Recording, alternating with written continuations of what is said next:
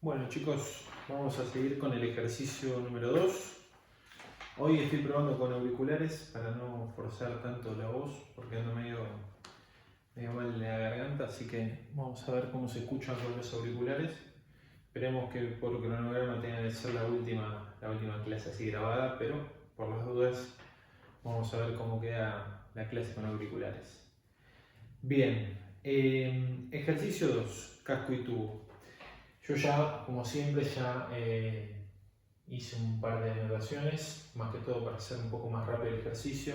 Ahora me voy a correr para que puedan hacer una imagen detenida de la pantalla y puedan anotar todo. Yo voy a seguir, obviamente, voy a ir explicando cada cosa. El ejercicio 2 de la serie de casco y tubo trata de la maqueta de planta piloto, que ustedes no la pudieron ver físicamente, pero sí se la mostró Mariano a través de los videos. Entonces la idea es que ustedes hagan un ejercicio en base a ese equipo, con las características de ese equipo. Obviamente tengan en cuenta que la cantidad de tubos y todo, realmente Mariano no lo hizo físicamente, sino que hizo una representación, pero van a entender justamente cuando vamos al ejercicio que vendría a ser todo asociado a esa maqueta. Bien, y esperen que busco el enunciado. Y decía el enunciado: una corriente de 22.000 kilogramos hora de benceno debe enfriarse de 100 grados a 60 grados. Para realizar este enfriamiento se utiliza una corriente de agua tratada de torre de enfriamiento disponible a 30 grados que no debe calentarse a más de 40 grados. Una cosita, esto es muy común que se lo digan, hay veces, la temperatura de salida de la torre de enfriamiento del agua y la temperatura máxima a la cual puede calentarse el agua, es decir, ya le están dando el delta T del agua totalmente fijado.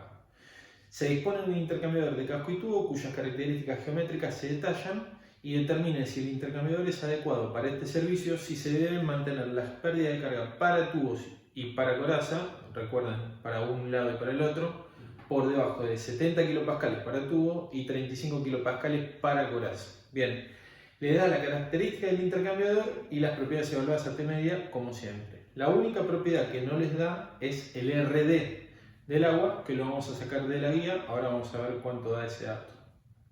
Y la otra parte, la parte de NTU, que lo vamos a dejar para la guía de NTU. Bien, dejo esto acá. Bueno, datos del ejercicio. Como siempre, copiamos benceno, base de caliente, caudal de benceno, lo pasamos a kilogramos por segundo, temperatura de entrada, temperatura de salida. Agua, tratada de torre de enfriamiento, va a ser mi frío, yo no le puse la C porque acá no me entraba.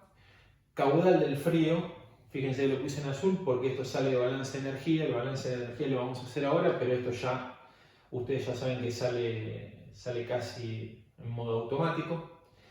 Y le daba la temperatura de entrada y la temperatura de salida. Acá me salía, esperen que me equivoqué, me parece 40, perdón, acá puse 45, 40. Ahí está. Bien, ahora sí, 30, 40 grados y despejan, como siempre, de balance de energía, el caudal de agua. Fíjense que de la página 44, esperen que voy a chequear, sí, saqué el RD de agua de torre de enfriamiento, que es 0,176 por 10 a la menos 4 metro cuadrado Kelvin sobre watt. Una aclaración que me hicieron una consulta por mail, creo que es la duda que deben tener varios también. Los datos que figuran en la tabla, particularmente en lo que es la columna central, tanto en las tablas que son para fluidos orgánicos como en la de agua, en lo que es sistema internacional, que es metro cuadrado Kelvin sobre watt, fíjense que arriba de todo, cuando les dice 10 a la 3, les está diciendo de alguna forma que todos los valores que están por debajo han sido multiplicados por 10 a la 3 para darle el valor que le figura en la tabla. Es decir, si en la tabla, por ejemplo, le figura, 0.176, ustedes ya saben que ese valor va a ser por 10 a la menos 3. ¿Está bien? O sea, eso es lo que le quiero decir. Es una forma que van a encontrar mucho en las tablas desde el punto de vista ingenieril, más que todo, que es para facilitar la visualización de la tabla. ¿Está bien? Para no llenarla tanto de números, porque en definitiva, si siempre están utilizando el mismo coeficiente, es más fácil poner directamente arriba y listo. pero hay algunos que le traen un poquito de confusión porque justamente como dice por 10 a la 3 y no por 10 a la menos 3, piensan que en realidad está mal ahí la cantidad de ceros o la coma, ¿está bien? Pero no, en realidad quiere decir que todos los números que supuestamente estarían tabulados en por 10 a la menos 3 han sido multiplicados por 10 a la 3 para quedar sin ese por 10 a la menos 3, ¿está bien? Espero que les haya quedado claro, por las dudas, si no, igual lo vamos a reflejar en la clase si a alguno le queda alguna otra duda. Bien, vuelvo. RD del agua 0,176 por 10 a la menos 4 metro cuadrado Kelvin sobre watt, sale de la página 44. Si nosotros se lo damos de dato directamente el agua, no tienen que buscar absolutamente nada, ¿está bien? Bien, después, otro dato importante que les da, el equipo es un equipo AET. Fíjense que, bueno, el cabezal de entrada tipo A ya lo vimos en el ejercicio pasado. La coraza E, recuerden que la coraza E es una coraza de un solo paso, entonces el NPS va a ser 1, ¿está bien? Y el cabezal de retorno, perdón, tipo T, que en este caso le dice que tiene 2 pasos por tubo, ¿está bien? Entonces va a ser un 1-2, ¿está bien? El T es un cabezal de tipo flotante. Estamos, quizás en este ejercicio no va a quedar tan en claro el por qué lo utilizamos, pero el cabezal T y el ES y todos los cabezales que son de tipo flotante son muy utilizados para procesos con un diferencial de temperatura entre el fluido caliente y el fluido frío importante, es decir, en el cual hayan dilataciones o contracciones del metal como consecuencia de la temperatura. Entonces, este tipo de cabezal flotante se utiliza para diferenciales de temperatura altos o también para procesos en los cuales uno de los dos fluidos o los dos fluidos sean muy ensuciantes, ¿está bien? ¿Y el por qué? Y porque justamente se pueden remover más fácil porque pasan por todo el equipo, uno lo extrae el cabezal y puede hacer la limpieza, en ese caso la mecánica, ¿está bien? Que es la más comprometida desde el punto de vista de llevarla a cabo o no en caso de cabezales fijos o removibles. La limpieza mecánica se puede realizar mucho más fácilmente, ¿está bien? Entonces es por eso, también lo vieron con Mariano igualmente en todo lo que es la teoría, pero también le doy un poco de panorama de por qué utilizamos un cabezal T y no utilizamos acá otro cabezal, no sé, un cabezal, por ejemplo, L, ¿está bien? En este caso no aplicaba tanto el cabezal tipo T, es más que todo se los hizo Mariano para que, para darle un poquito más de contenido, ¿estamos? Pero lo van a ver después en los ejercicios en los cuales sí aplica realmente un cabezal de tipo flotante, el por qué usan un T y no un L. Bien, y acá les hago también una aclaración que después lo vamos a ver más adelante también si no recuerdo mal, en NTU o en la parte de condensación, que el cabezal tipo T y tipo S es muy parecido en realidad, los dos cumplen la misma función, ¿está bien? Son cabezales de tipo flotante, son removibles, ¿está bien? Pero lo que tiene que el cabezal T y el S tienen una pequeña diferencia que hacen que, como el S en realidad tiene algo que se llama anillo partido que se desarma para retirarlo, eso hace de que la diferencia entre un cabezal tipo T y tipo S, que el cabezal tipo T necesita una coraza más grande que una coraza con cabezal de retorno tipo S. O que para la coraza sea más, la coraza sea más pequeña para un cabezal tipo S que un tipo, coraza más pequeña para la cabezal S igual, está bien. Que la coraza sea más pequeña para un cabezal tipo S que para un cabezal tipo T. Y la realidad es que ustedes lo van a ver cuando lo ven físicamente, el hecho está en que justamente como el cabezal tipo S tiene este anillo partido que se desarma para retirarlo, eso le permite que si ustedes tienen la misma coraza de un T y un S, puedan tener mayor cantidad de tubos, ¿está bien? Ahora, como el cabezal tipo T, cuando ustedes lo ven en el dibujo, tiene que entero, no sin desarmar nada, tiene que ir entero este movimiento de desplazamiento. ¿Qué pasa? Toda la fila de tubos que se le podría agregar en el S para igual diámetro de coraza, ¿está bien? No se puede poner, porque si no ustedes no podrían hacer esto, porque tendrían los tubos en la fila más cercana a la coraza y no podrían hacer el desplazamiento, ¿está bien? Entonces no les queda otra que para que el cabezal, el cabezal, ¿cómo decirle? Está ubicado en la parte de retorno, pero para que todo lo que es la parte mecánica de construcción, no sé bien cómo explicarme si no es mostrándoselo en el momento, pero toda la parte de lo que es constructiva, para que quede correctamente el cabezal, no queda otra que sacarle toda esa fila de tubos que es la más externa, ¿está bien? Esa es la diferencia entre un cabezal tipo T y tipo S, lo vieron en la teoría, lo voy a volver a explicar más adelante y en clase se va a entender mejor, ¿está bien? Por acá es un poquito difícil si no explicarlo. Y además no es el objetivo del ejercicio explicar tanto esto. Bien, tubos. En este caso les dice que es triángulo, ¿está bien? Entonces, como es una distribución tipo triángulo, vamos a ver en qué nos conlleva eso. Número de tubos, 196. También se lo adelanto. Diámetro de coraza, longitud de tubos 2 metros, es un equipo bastante cortito. Número de baffles 10. Tubos 3/4 pulgadas, DWG 16. ¿Está bien? Es un tubo bastante común este. De la página 11 ya sacamos de I y de O. ¿Está bien? No voy a dar demasiada vuelta con esto porque es lo mismo del ejercicio 1. Pitch, 1 pulgada, lo paso a metros. Paso por tubo, que ya lo habíamos dicho acá. 2, acá por las dudas lo pongo, por si alguno se quedó colgado. Bien. Y diámetro equivalente térmico, que lo sacamos de la página 14 para arreglo tipo triángulo en este caso. ¿Está bien? Bien. Hasta acá todo lo que son datos de enunciado. Bien. Rating térmico. Una vez que yo hice el balance de energía, del cual saqué el calor, este calor lo voy a utilizar después para la ecuación de diseño. Una vez que saqué esto, yo saqué esto, ¿está bien? Y con esto, ya cuando tengo las temperaturas de los dos fluidos y ya los caudales, puedo pasar al rating térmico. Rating térmico. Ya recuerden que no lo vamos a repetir más, esto ya es contracorriente.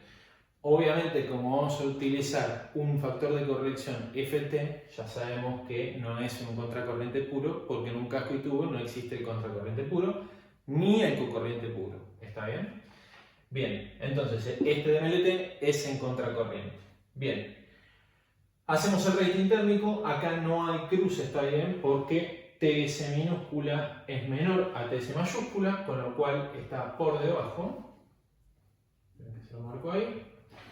Hay aproximación, ¿está bien? Calculamos el de MLT, 43,28, listo.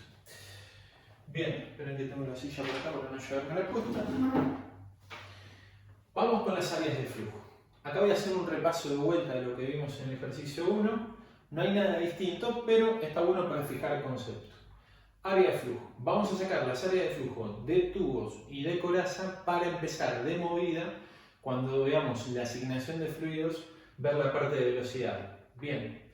Área de flujo de tubos, como habíamos dicho, pi por di al cuadrado dividido 4 es el área de flujo de un solo tubo, el área de flujo interna. Y lo que tenemos que hacer es multiplicar por el número de tubos, que es dato, está acá, 196, dividido número de pasos por tubo, que lo tenemos acá, y es 2. Recuerden, como siempre les digo, coloquen el número de pasos de tubo porque hay veces se acostumbran a no ponerlo porque es un equipo 1-1, pero como es un equipo 1-2, acá va un 2. ¿Está bien? Bien, tenemos el resultado. Área de flujo de coraza. Como vimos en el ejercicio 1, lo que tenemos que hacer es mirarlo desde acá arriba, ¿está bien? Y nosotros vamos a hacer el área de flujo de coraza en una línea hipotética central de tubos, que es la teoría que dice Kern, que utiliza para el desarrollo de su método, en el cual, bueno, también una de las cosas que también propone Kern para sus correlaciones, que esto es parte de las hipótesis de Kern, es que son baffles transversales segmentados 25% en la coraza, ¿está bien? O sea, si le llegan a preguntar en un parcial o en un final alguna de las hipótesis de Kern para el uso de la correlación de Kern en coraza, esto es algo muy importante, ¿está bien? Porque los baffles son baffles transversales, ¿está bien? Pero ustedes pueden tener tranquilamente un corte del baffle o segmentación del baffle de 20%, 25, 30, 35, depende de lo que ustedes quieran, ¿está bien? En definitiva, la segmentación del baffle les va a cambiar mucho, positiva o negativamente, la turbulencia que tengan ustedes en la coraza y el modo en el cual se mueve el fluido dentro de la coraza, ¿está bien? Entonces es muy importante que ustedes coloquen 25% como una de las hipótesis principales y primordiales de la correlación de Kern. Bien, recuerden entonces, línea hipotética central de tubos. ¿Por qué es hipotética? Porque puede o no estar esta línea central, sino que si acá tuviéramos, por ejemplo, un equipo 2N, si tuviéramos el bafle longitudinal de la coraza, no podría estar esta línea de tubos, sino que estaría la que está directamente por encima o la que está por debajo, que tiene la misma cantidad de tubos. Entonces, ¿qué hacíamos para esto? Fíjense, DS, que es diámetro de coraza, dividido pitch, es la cantidad de claros. ¿Qué era el claro? Era la distancia entre el borde de este tubo, o sea, la pared externa del tubo, desde acá hasta acá, eso es un claro. O sea, cada uno de estos espacios es cada uno de los claros que tengo y la distancia entre acá y acá es la longitud de un claro, ¿está bien? Por eso acá lo multiplicamos por la longitud de un claro, que es el pitch, fíjense, pitch menos DO. ¿Por qué? Porque si esto chiquitito, que marqué acá, es el DO, y el pitch es la distancia de centro a centro del tubo, acá tenemos medio DO, acá tenemos medio DO, con lo cual pitch menos DO me da la longitud de un claro. Por eso es DS sobre pitch por pitch menos DO, dividido el NPS, no se lo olviden, ¿está bien? Acá lo mismo de antes, vuelve a ser NPS 1, pero no está de más colocarlo para cuando no es 1. Por LB, que era la longitud entre bafles, ¿está bien? Recuerden que acá íbamos a tener 10 bafles, con lo cual hacemos LB igual longitud de tubos dividido número de bafles más 1. Y recuerden que es muy importante para estar dentro de lo recomendado y para que nuestro diseño no se vaya ni a mucho sobredimensionamiento ni a poco sobredimensionamiento, tratar de manejarnos siempre dentro de los límites recomendados. Y en este caso, para la longitud entre bafles, el límite superior es DS, es decir, el diámetro de coraza, y el mínimo 1/5 de DS o 2 pulgadas. Cualquiera de los dos, el que sea mínimo. ¿Está bien? Bien. Entonces, hacemos esto y sacamos el área de flujo de coraza. El área de flujo de coraza les queda, acá no había puesto el valor, lo voy a poner por acá. Área de flujo de coraza les queda 0,021 metros cuadrados. Bien. Y el LB, por las dudas, les queda 0,1818 metros. ¿Está bien? ¿Ven que estoy chequeando, que estoy copiando bien? Sí. Bien. Pero no me falta nada. No me falta nada. Bien. Bueno, acá le pueden hacer también un pantallazo y ahora voy a borrar para pasar a la parte de asignación de fluidos. Miren que busco el borrador. Bien. Vamos por acá.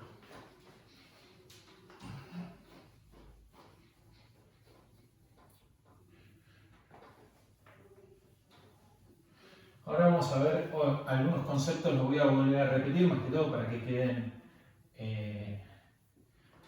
más fijados. Está bueno volver a repetirlos, es parte de mi estilo de dar clases, repetir los conceptos por las dudas, por si a alguno le queda alguna duda.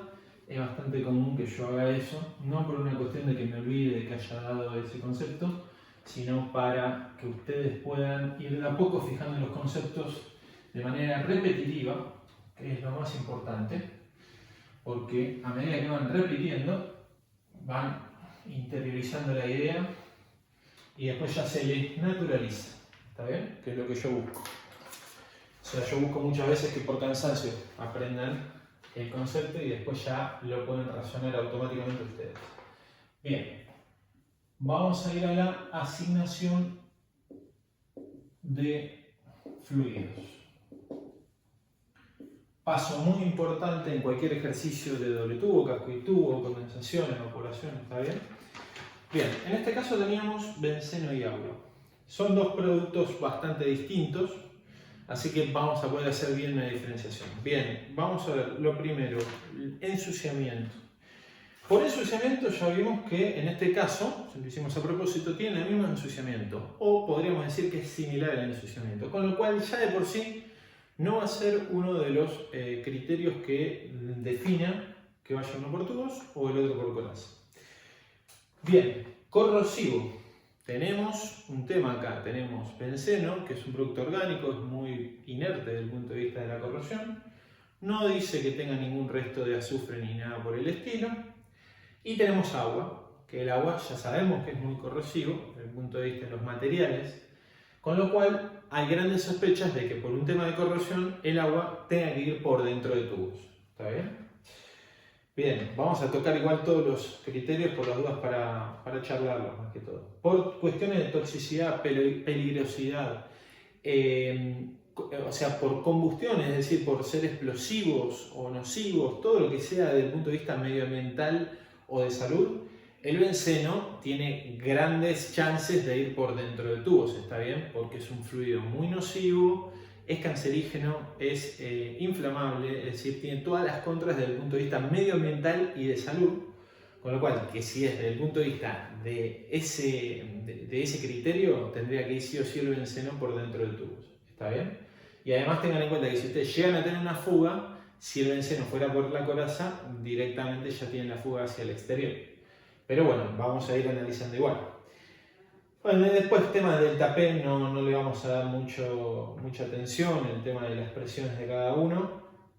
Y vamos a ir con el criterio de velocidades, que es también un criterio que utilizamos mucho nosotros desde el punto de vista de transferencia de calor y transferencia de cantidad de movimiento, ¿está bien? Y vamos a hacer lo que ya hicimos varias veces, esperen que agarro la otra hoja, que es hacer ambas opciones, es decir, que vaya el agua por tubos y después el benceno por tubos, ¿está bien? Voy a utilizar el mismo criterio que hicimos de caudales volumétricos. Vamos a calcular el caudal volumétrico del benceno, que, bueno, recuerden que era W benceno dividido ρ del benceno, y tenemos Q de benceno, tenemos 0,007478 metros cúbicos por segundo. Y después el caudal volumétrico del agua, W del agua dividido el ρ del agua. Tenemos Q del agua 0,009893 metros cúbicos por segundo.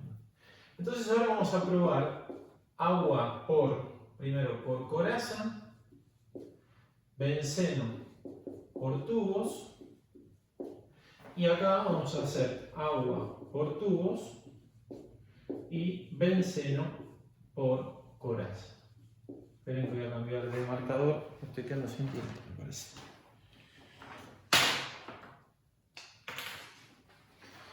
Bien, entonces tenemos en el primer caso, tenemos Q de agua dividido área de flujo de coraza, va a ser la velocidad de agua esto, y tenemos 0,4695 metros por segundo. Está funcionando bien este también, me parece. Q del benceno, no, esperen que voy a cambiar azul. Cosas que pasan en un vídeo. Bien. Tenemos Q del benceno dividido área de flujo de tubos, esto va a ser la velocidad del benceno, y tenemos 0,3915 metros por segundo. Bien, y ahora la otra opción, Q de agua dividido área de flujo de tubos, velocidad de agua, y acá Q del benceno dividido área de flujo de coraza, esto va a ser la velocidad del benceno, y tenemos acá 0,517 metros por segundo y 0,355 metros por segundo. Bien, bueno, desde el punto de vista de las velocidades, podemos ver que en este caso y este caso, ¿no? Agua por coraza y benceno por tubos. Recordemos que por tubos vamos a tener para fluidos líquidos, o sea, tenemos fluidos líquidos, o usaríamos la correlación de Sieder y Tate en la generalidad de los casos, fluidos líquidos, soluciones diluidas, y después tenemos fluidos orgánicos, todos excepto el agua pura. vamos a tener una velocidad recomendada entre 1 metro por segundo y 2 metros por segundo con un máximo de 3. Entonces, para el caso del benceno por tubos estamos por debajo, con lo cual ya acá no estamos bien. Y en el caso de que vaya el agua por tubos, que sería este caso, recuerden que aplicaría la correlación del agua por tubos, que es una correlación distinta a la de Siegel-Tate. Y en ese caso tenemos 0,3 metros por segundo como velocidad mínima recomendada hasta 3 metros por segundo. O sea que en ese caso el agua podría aplicar que vaya por tubos con esta velocidad y estaríamos dentro de lo recomendado. Ahora, para el caso de coraza, teníamos que para la correlación de Kern, para el cálculo del coeficiente pericular en coraza, tenemos una velocidad recomendada entre 0,3 y 0,8 metros por segundo. Con lo cual, en este caso, estaríamos dentro de lo recomendado y en este caso también estaríamos dentro de lo recomendado. Con lo cual, de entre este y este, la que más convendría sería este desde el punto de vista de las velocidades recomendadas. ¿Está bien? Bien, entonces iría agua por tubos y benceno por coraza. Pero ahora está el momento en el cual tenemos que definir, en el cual, bueno, perfecto. ¿Qué criterio es el que decide? Bueno, tenemos el de velocidad que da mejores velocidades y, como muy importante en este caso, es el tema de la corrosión, en el cual el agua es mucho más corrosiva que el benceno y debería ir por dentro de tubos. Con lo cual, de manera totalmente cero duda, el agua va por tubos y el benceno va por coraza. ¿Está bien? Entonces, vamos a elegir H2O por tubos y benceno por coraza. ¿Bien? Bueno. Bien. Hasta acá entonces ya decidimos la asignación de fluidos. Y ahora, para poder seguir, ya que habíamos calculado antes el DMLT, vamos a ir con el factor FT, ¿está bien? Que es el factor de corrección de nuestro DMLT porque lo estamos suponiendo en contracorriente pura. Recuerden que cuando multiplicamos el DMLT por el FT, eso va a ser el delta T verdadero, ¿está bien? Que siempre va a ser menor el delta T verdadero al DMLT en contracorriente pura, ¿está bien? Bien, recordemos que esto va a ser así. FT va a estar entre 0 y 1, siempre como límites. Y ahora voy a dar un detalle que no me acuerdo si lo di en el ejercicio 1, pero ahora lo voy a explicar, acerca de los límites prácticos del FT desde el punto de vista del numérico. Bien, entonces el FT lo vamos a calcular con dos factores. Uno era el R y otro era el S o P, que es lo mismo. Acá vamos a tener delta T de casco dividido, caso puse, delta T de tubos, y acá va a ser delta T de tubos dividido delta T máximo. Que recuerden, el delta T máximo es TE mayúscula menos TE minúscula. Bien, igual acá lo voy a poner, es esto. Bien, entonces, delta T de casco, ¿quién va a ir? El delta T correspondiente al que va por casco, que es el benceno. Y delta T de tubos, ¿cuál va a ir? El delta T de tubos del fluido que está yendo por tubos, que es el agua. ¿Está bien? Y acá de vuelta ponemos el del agua y acá el delta T máximo. Bien. Hacemos los cálculos. Esto da 4 y esto da 0,1428. Bueno, ya tenemos los valores de R y S, entonces ahora vamos a la página 20 o la página en la que, por las dudas si la numeración no, la página donde tengamos el gráfico del FT para número de pasos por coraza igual 1, porque tenemos un equipo AET, en el cual la coraza E tenía un paso por coraza. Bien, entonces, ¿qué habíamos dicho nosotros? Y lo vieron también en la teoría. El FT es fuertemente dependiente del número de pasos por coraza y muy, pero muy débilmente dependiente de los pasos por tubo. Es decir, esto creo que lo decía en el cabo o en el Kern, no me acuerdo, pero la diferencia en la mejora del FT que hay por número de pasos por tubo, en el ejemplo del FT que fue estudiado, que es número de pasos por tubo pares, si uno pasa de 2 pasos por tubo a 4, a 6, a 8, hay una mejora de no mucho más de 2% entre 2 y 4, entre 4 y 6 y entre 6 y 8, ¿está bien? Es decir, el FT mejoraría muy poco por cada número de pasos por tubo que nosotros agreguemos en caso de que sean pares, ¿está bien? Pero en el caso del número de pasos por coraza, la mejora del FT es sustancial, ¿está bien? Cuando nosotros agregamos pasos por coraza, ¿estamos? Bien.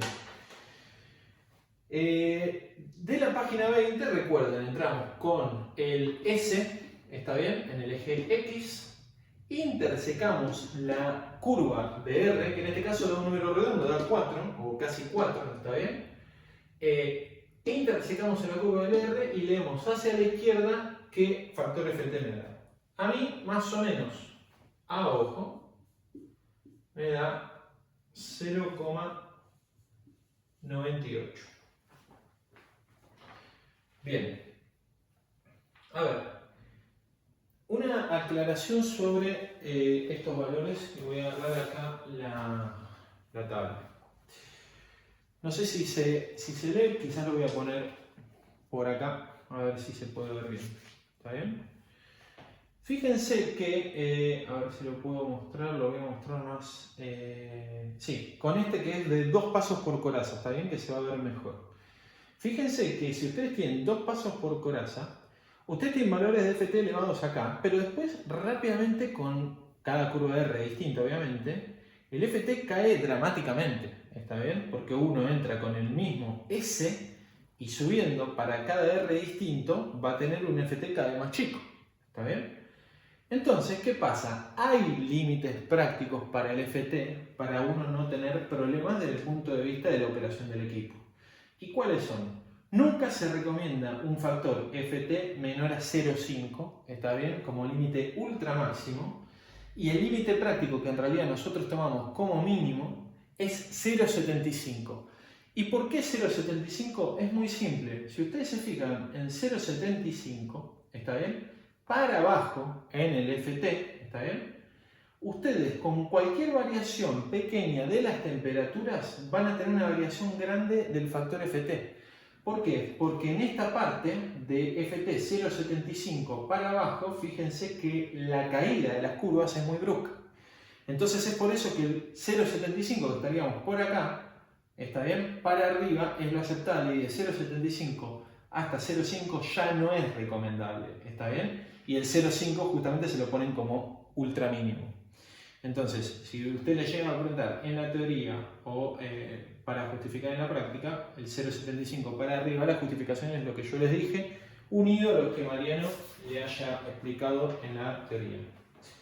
Bien, entonces 0,98 para nosotros es un valor que está muy bien, porque estamos muy cerca de 1. Ahora, si yo les tengo que hacer una pregunta para reforzar el concepto, les preguntaría, por ejemplo, bueno, ¿ustedes consideran que en el caso de poder hacer una mejora del equipo, hagan 2 pasos por coraza? Y alguien tendría que responderme, por ejemplo, no, Cristian, la verdad es que no sería para nada recomendable, porque la mejora desde el punto de vista de la performance térmica sería casi nula. Porque si vos estás en un FT de 0,98 con un paso por coraza, ¿está bien? Si vos le agregás 2 pasos por coraza, con la consecuencia tanto económica como constructiva como de mano de obra que eso conlleva, no estarías mejorando el FT en más que 0,99. Y la realidad es que entre 0,98 y 0,99 no existe diferencia casi. Con lo cual no se justificaría pasar a 2 pasos por coraza y muchísimo menos a 3 pasos por coraza, porque ya tenemos un FT demasiado elevado. ¿Está bien? Así que eso sería, por ejemplo, una justificación en el caso de en esa pregunta que es un poquitito tramposa. Bien. Vamos entonces ahora ya a calcular el HIO. ¿Está bien? Y esto es toda la parte más mecánica que no vamos a frenar tanto porque ya lo vimos en el ejercicio 1. Bien. Entonces recuerden que teníamos H2O por tubos. Bien. Con lo cual, recordemos que en lo que es tubos, usábamos la correlación de Sievery-Tate cuando eran fluidos orgánicos, líquidos, soluciones diluidas, excepto el agua. Para gases también, gases o vapores también aplica, pero no aplica para el agua líquida, ¿está bien? Entonces tengan mucho cuidado con eso. Como en este caso tenemos agua pura en estado líquido que va por dentro de tubos, vamos a aplicar la correlación del agua, ¿está bien? Del agua, que es una correlación distinta a la de Sider-Tate. Es por eso que yo ahora les voy a calcular el Reynolds del agua nada más por una cuestión tipo de costumbre, pero no lo vamos a utilizar ahora en la correlación porque la correlación no lo toma como un parámetro. Entonces, fíjense, vamos a calcular el G del agua, W de tubos sobre área de flujo de tubos. Esto da 517,96 kilogramos sobre metro cuadrado segundo. Vamos a calcular el Reynolds de tubo para el agua, que es G de tubos por DI sobre mu de tubos. Esto me da 11.353,98. Si esto no fuera agua y por ejemplo fuera el benceno, ¿está bien? Podríamos decir que como es mayor a 10.000 es turbulento y aplica la correlación de Sider-Tate para fluido, para fluido con Reynolds turbulento. Pero como acá tenemos agua por tubos, aplica la correlación del agua, ¿está bien? Y en la correlación de agua no tomamos como parámetro de decisión para cambiar en algo la correlación el Reynolds, sino que directamente calculamos el HI, ¿está bien? Y recuerden que para la correlación del agua que utilizamos nosotros ya se la dan en unidades internacionales. Esto es 1423 por 1 más 0,0146 por temperatura media del agua entre entrada y salida por velocidad de tubos a la 0,8 dividido diámetro interno a la 0,2. Y acá iría, pero yo se lo voy a poner como optativo, el phi a la 0,14. Realmente, y además lo vamos a considerar uno si lo ponemos, lo pueden poner o no. Y les explico el porqué. Yo esto se lo había consultado a Antonio Vilera, que era el jefe de cátedra hasta hace poco que se jubiló. Y la realidad es que me dijo que no está mal ponerlo, pero no ponerlo tampoco implica un cambio o un error, porque como el agua tiene un coeficiente molecular tan elevado, realmente hacerle el cambio positivo o negativo que tenga por el phi realmente no va a ser el cambio, porque siempre me va a dar un coeficiente molecular muy alto, ¿está bien? Y siempre va a ser mucho más alto que el otro fluido que tengamos del otro lado. Con lo cual, que esto esté o no, realmente es un agregado. Con lo cual, yo lo voy a borrar, ¿está bien? Pero me gusta igual explicárselo para que sepan que eso puede aparecer en un libro. Y fíjense algo que es llamativo, que lo vieron con Mariano, pero fíjense, 0,8.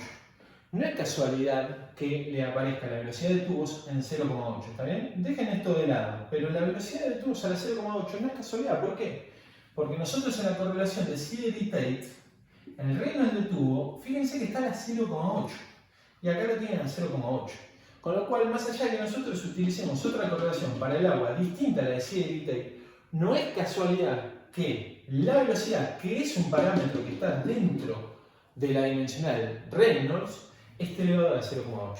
¿Está bien? Entonces ahí ustedes también pueden conectar lo que es Sider-Tate con la correlación del agua. Y no es por cualquier número que hayan puesto que acá aparece un 0,8. ¿Está bien? Eso nada más también como dato teórico para darle un poco más de contenido. Bien. Y recuerden, para el caso del agua tenemos la velocidad del agua, se lo voy a poner con agua, acá, no con tubos. Tiene que estar entre 3 metros por segundo y 0,3 metros por segundo. La T media de entrada y salida, o sea, la T media es la temperatura media milimétrica entre entrada y salida del agua. Ustedes tenían 30 y 40 grados, con lo cual va a ser 35 grados, no es muy difícil. Pero la temperatura media tiene que estar entre 95 grados centígrados y 5 grados centígrados. ¿Por qué 5 grados centígrados? Para asegurar de que no esté congelada el agua. ¿Y por qué 95 grados centígrados? Para asegurar de que no sea vapor de agua. ¿Está bien? Y el diámetro interno tiene que estar entre 5 por 10 a la menos 2 metros y 1 por 10 a la menos 2 metros. ¿Está bien? Entonces ustedes cuando aplican la correlación del agua tienen que verificar que esto, esto y esto se cumpla para poder decir que es válida la aplicación de la correlación del agua para su caso. ¿Está bien? Bien, dicho todo esto, les hago acá el cálculo de la T media del agua, que no es muy difícil. T más T dividido 2, 35 grados. Y ahora el HI, esperen que acá lo voy a poner en watt sobre metro cuadrado Kelvin, da eso, ¿está bien? Tenemos 2913,7 watts sobre metro cuadrado Kelvin. ¿Qué hacemos ahora? Como siempre, tenemos que corregir el coeficiente pericular y referenciarlo al diámetro externo del tubo. Entonces sería HI por DI dividido DO.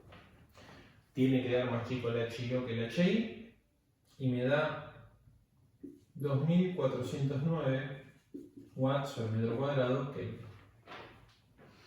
Bien. Pasamos ahora a coraza.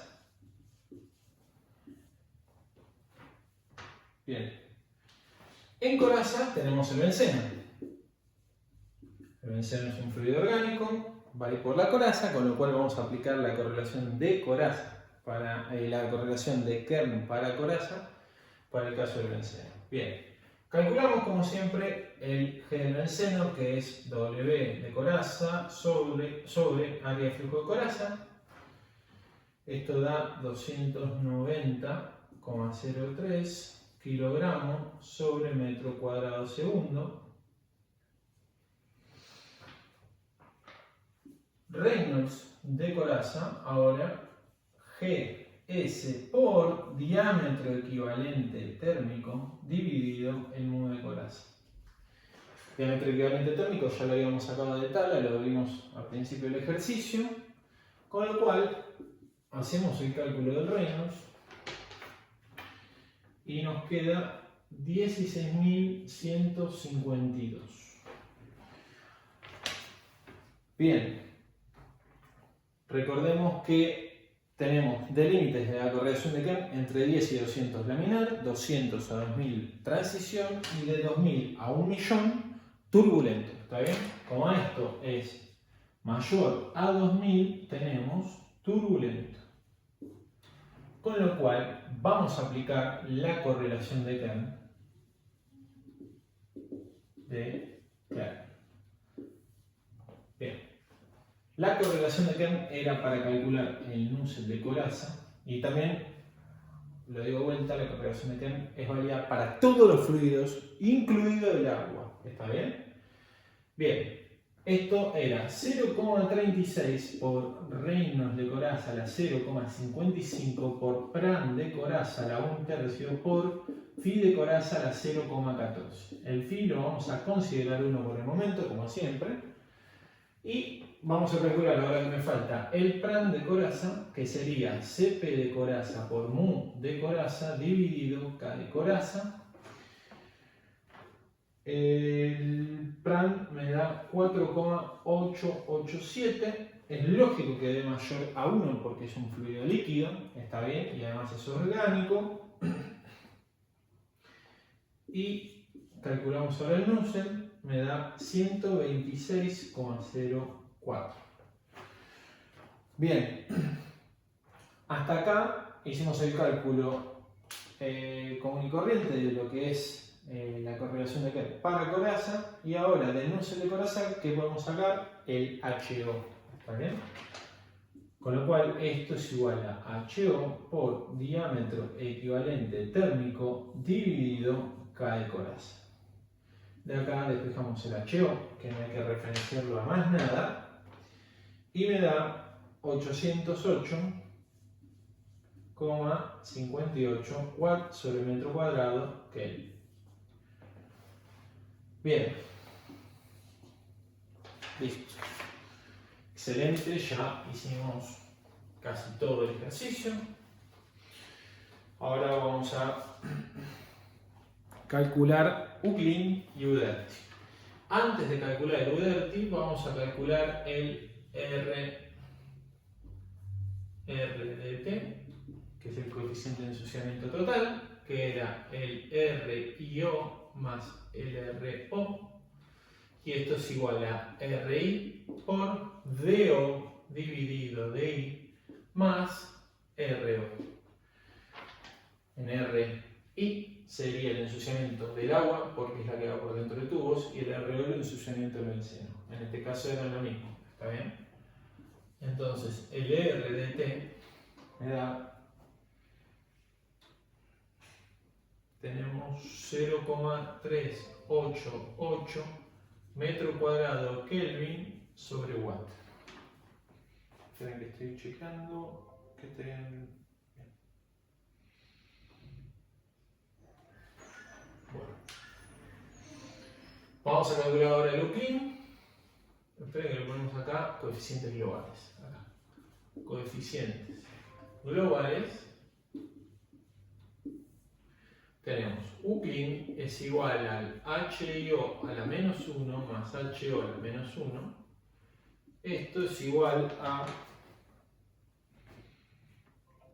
Esperen que agarro la otra hoja. 605,4 watt sobre metro cuadrado Kelvin. Ahora vamos al UDERTI, que era el Euclid a la menos 1 más R dt todo a la menos 1. El UDERTI tiene que ser siempre menor al Euclid.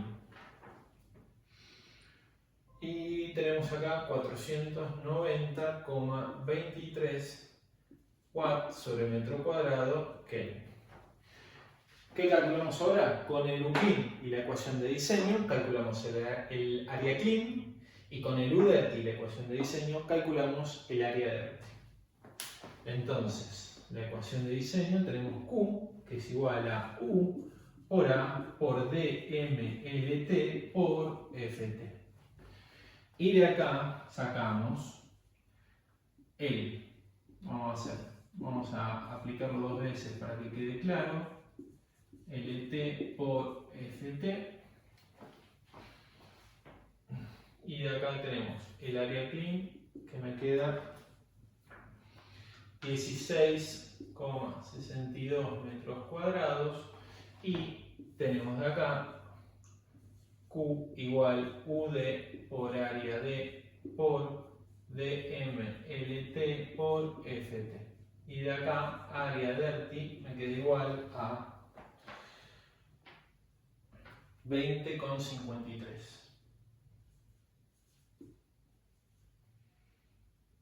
No sé si se está viendo esto acá en el video, por lo tanto lo pongo acá abajo. 20,53 metros cuadrados.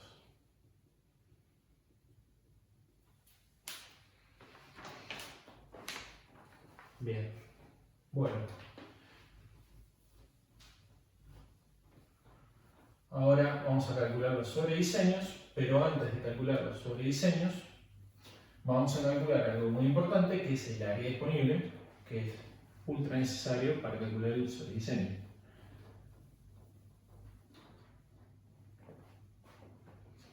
Voy a hacer acá. Vamos a cambiar de vuelta el marcador.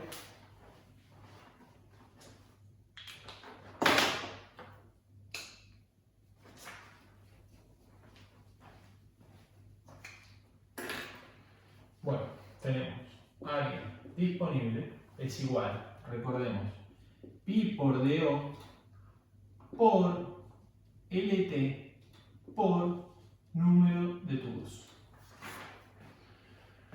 Pi por DO es el perímetro, longitud de tubos, porque esto me da metro por metro, me queda metro cuadrado por número de tubos para tener el área disponible total de todos los tubos, que es el área superficial longitudinal. ¿Está bien? A lo largo de todo el tubo, de todos los tubos.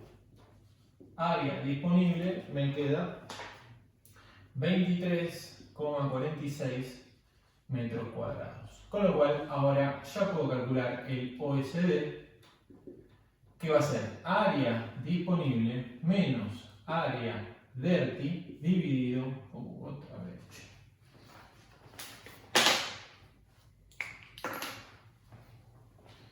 dividido a El OSD me queda 14,27%. ¿Está bien? Este equipo quedó perfecto porque teníamos 10% como mínimo recomendado y 20% como máximo recomendado. Bien, hasta acá tenemos la parte de transferencia de calor. Ahora viene la parte de pérdida de carga, que es bastante cortita. Y con esto ya estaría el ejercicio. Tenemos en tubos, que es lo más rápido y automático, teníamos el delta P de tubos. Esperen que lo voy a hacer acá arriba.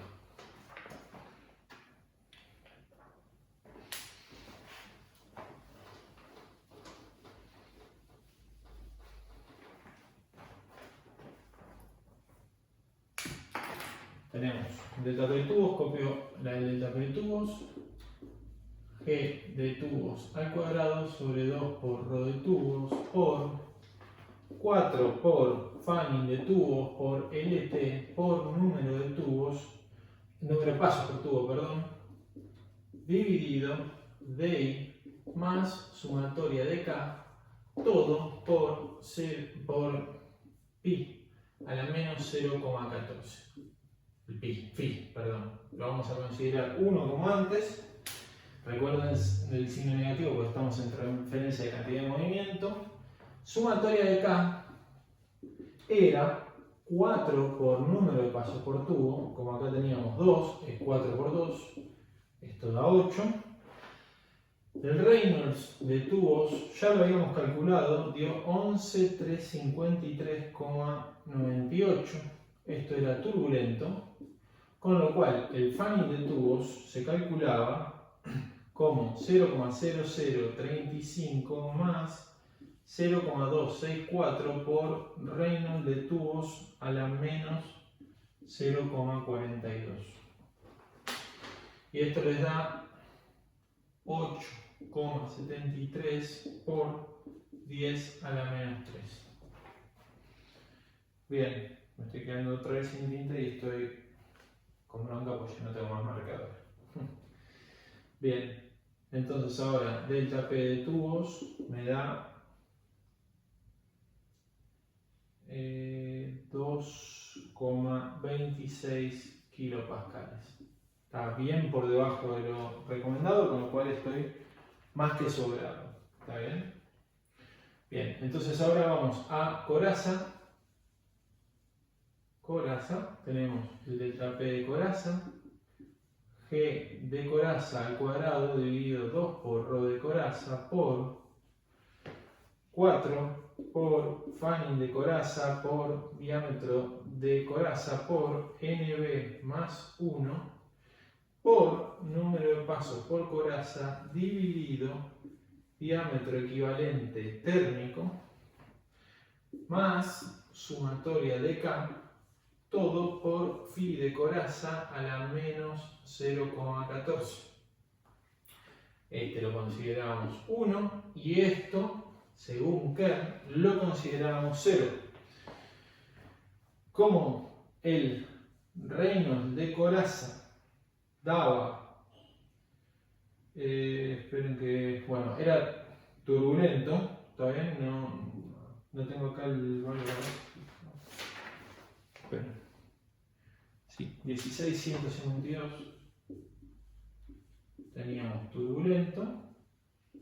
Como es mayor a 500 para el cálculo del fanning de coraza según Kern,